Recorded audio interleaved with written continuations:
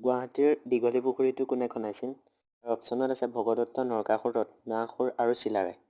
ইয়াৰ শুদ্ধ উত্তৰটো হ'ব ভগদত্ত। অৰ্থাৎ গুৱাহাটীৰ দীঘলী পুখুৰীটো খন্দাইছিল ভগদত্তই।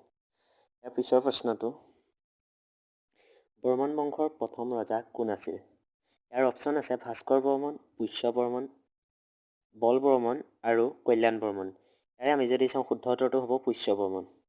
অৰ্থাৎ বৰ্মন বংশৰ প্ৰথম ৰজা আছিল পুষ্য বৰ্মন। নেক্সট কুৱেশ্যনটো দিছে যে পাল বংশৰ প্ৰতিষ্ঠাতা কোন আছিল? ইয়াৰ অপশ্যন দিছে ধৰ্মপাল, জয়পাল, ব্ৰহ্মপাল আৰু ৰত্নপাল। ইয়াৰে যদি আমি কাৰেক্ট আনচাৰটো চাওঁ তেন্তে হ'ব ব্ৰহ্মপাল। অৰ্থাৎ পাল বংশৰ প্ৰতিষ্ঠাতা আছিল ব্ৰহ্মপাল। নেক্সট কুৱেশ্যনটো দিছে কোচ ৰাজ্যৰ প্ৰতিষ্ঠাতা কোন আছিল? ইয়াৰ অপশ্যনত দিছে নৰনাৰায়ণ, চিলাৰায়, লাচিত বৰফুকন আৰু বিশ্বসিংহ।